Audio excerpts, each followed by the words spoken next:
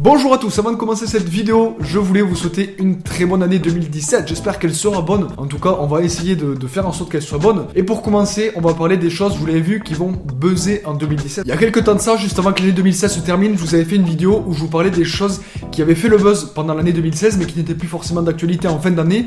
Et dans cette vidéo, on va faire quelque chose de contraire, un petit peu l'inverse. On va parler des choses qui vont faire parler d'elle en 2017 d'un point de vue innovation, technologique, etc. Et qui vont être, j'espère en tout cas, et je pense, au cœur de l'actualité en 2017. Et pour commencer, on l'avait vu dans une vidéo où j'allais voir ce qui était en tendance aux États-Unis.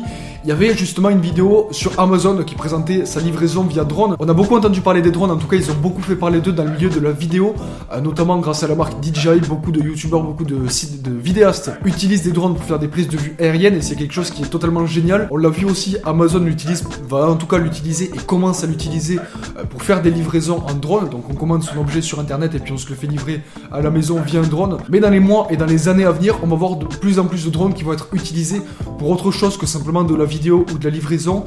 J'ai regardé sur internet rapidement et on en voit beaucoup, en tout cas il y a beaucoup de choses qui commencent à être utilisées pour tout ce qui est sauvetage, localiser des victimes d'un accident, etc. Ou est-ce qu'ils peuvent être directement par drone, leur faire livrer des défibrillateurs, des médicaments pour les ambulances. Et puis la police va être amenée également à l'utiliser pour localiser des cibles potentielles, des gens qui ont effectué des délits, etc. Vous voyez un petit peu ce que je veux dire. Donc le drone a tout de même un réel avenir au sein de la société. En tout cas les drones vont nous permettre de faire beaucoup plus de choses qu'on peut les faire aujourd'hui. En tout cas nous faciliter la vie. Et puis voilà, tout simplement nous permettre de faire plus de choses qu'on le fait aujourd'hui, les faire plus simplement et les faire de manière plus confortable. Autre sujet qui va être au cœur de l'actualité en 2017, il s'agit tout simplement des voitures autonomes. On en a beaucoup entendu parler, en tout cas on commence à en entendre parler depuis la fin de l'année dernière. Et il y a de plus en plus de marques automobiles, je crois qu'il y a BMW et Ford qui vont sortir justement des voitures autonomes d'ici 2020. On l'a vu également ensemble, Uber est en train de mettre au point des voitures autonomes permettant d'avoir des taxis autonomes. On commande son taxi, il vient nous chercher, il n'y a pas de conducteur, tac, il nous dépose à l'endroit où on veut aller. Et il y a beaucoup de marques comme ça, il y a Apple qui est en train de mettre au point un projet de voiture autonome, il y avait Google qui l'avait entre les mains aussi, il y a Tesla également, donc il y a vraiment énormément de marques qui sont pas forcément du milieu de l'automobile à la base et qui sont en train de s'y mettre, donc c'est quelque chose de très bien. On va voir un petit peu ce que ça va donner. Je crois qu'il y a quelques jours également, il y a une voiture Tesla sans conducteur qui a réussi à anticiper un accident avant qu'il ne se produise et de ne pas accidenter la voiture. Mais voilà, c'est quelque chose qui est en train de se développer de plus en plus et je pense qu'on va en voir dans les années à venir. Et l'année 2017, on va en entendre beaucoup parler de ces voitures autonomes pendant l'année 2017. Donc restez connectés et puis on verra ce que ça donne. Également quelque chose qui a beaucoup fait parler de soi en 2015, en tout cas qui a commencé en 2015 et puis plus particulièrement en 2016, il s'agit tout simplement des casques de réalité virtuelle. Vous l'avez vu, tout ce qui est Oculus Rift, HTC Vive, PlayStation en a sorti un aussi. Donc au niveau du jeu vidéo, c'est quelque chose qui commence à être commun à tout le monde, on en voit un petit peu partout, il y a plein de particuliers qui en ont maintenant chez eux.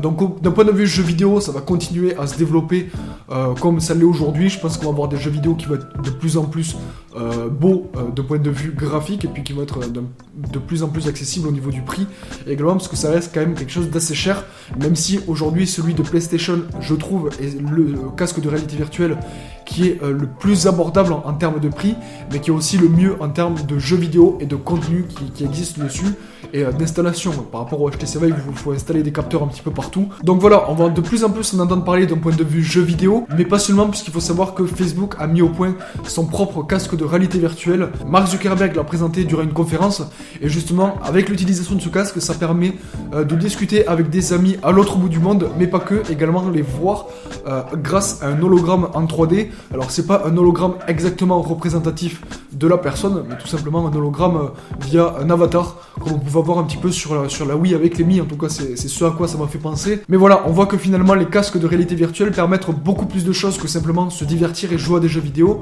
Et il y a des choses, plein de portes qui sont en train de s'ouvrir par rapport à ça, et il me tarde de voir un petit peu ce que ça va donner dans les prochaines années. Le sans fil également, on en entend parler de plus en plus chaque année. Il y a de plus en plus de nouveaux objets qui sont sans fil. Ça a commencé avec les casques sans fil, les enceintes sans fil, les écouteurs sans fil, les recharges sans fil pour pouvoir pouvoir charger son téléphone sans le brancher. Apple récemment a sorti également ses écouteurs sans fil qui ont fait beaucoup parler d'eux, mais ça c'est encore une autre histoire. Mais vous le voyez, il y a de plus en plus d'appareils et d'objets qui utilisent la connexion sans fil. Je le vois aujourd'hui, je vais dans ma voiture, je connecte mon téléphone en Bluetooth pour mettre de la musique ou pour passer un appel. J'arrive chez moi, j'ai plus besoin de sortir un câble HDMI de ma télé pour brancher mon PC et mettre un film. J'utilise le Chromecast de Google, donc c'est simplement comme une clé USB qui va se brancher sur le port HDMI de votre télé qui est connecté en Wi-Fi. Et vous allez pouvoir balancer le contenu que vous voulez depuis votre PC, votre téléphone, etc. Donc voilà, vous le voyez, il y a de plus en plus d'objets et d'appareils qui adoptent la mode du sans fil puisque c'est un réel confort de ne plus avoir de fil autour de ces appareils. Autre chose également, on va parler d'intelligence artificielle ou IA, comme vous voulez. Ces appareils qui ont une intelligence propre qui a été créée, donc une intelligence artificielle. Le mot parle de lui-même. Ça semble être quelque chose de très futuriste, mais quand on se penche un petit peu plus sur le sujet, on se rend compte que l'intelligence artificielle, elle est partout autour de nous aujourd'hui. Ça a commencé sur les smartphones avec Siri, Google Now, Cortana, etc. Également avec les GPS, les robots ménagers, donc que ce soit les aspirateurs, les tondeuses, etc., qui sont totalement indépendants et qui sont munis d'une intelligence artificielle. Mais c'est quelque chose qui va se développer de plus en plus dans nos maisons et dans nos intérieurs pour contrôler que ce soit la température qui fait à l'intérieur, une alarme, la musique, lancer une lumière, une couleur d'ambiance, allumer la télé, etc. Juste grâce à la voix. Mais également des robots plus sous la forme humanoïde, en tout cas qui ressemblent en tout cas aux humains. Et il y a justement des robots qui sont en cours de développement qui existent aujourd'hui, c'est quelque chose qui existe aujourd'hui, d'accord, qui permet aux robots de comprendre l'émotion humaine et par rapport à ça d'interagir avec lui, lui répondre et effectuer des actions. Donc voilà un petit peu pour les 5 points que j'avais envie d'aborder avec vous à travers cette vidéo, les choses qui d'après moi, et pas que d'après moi justement parce que je me suis aussi renseigné sur internet, et c'est des choses qui ressortent beaucoup, qui vont être présentes en 2017, qui vont continuer à se développer et qui vont pas rester simplement au stade de projet. Donc voilà, un petit peu, c'est les choses dont j'avais envie de vous parler par rapport à ça. N'hésitez pas à me faire vos retours, me dire ce que vous en pensez, dire comment vous voyez un petit peu cette année 2017 d'un point de vue nouvelle technologie et numérique. Sur ce, je vous dis à très bientôt dans une prochaine vidéo. Ciao!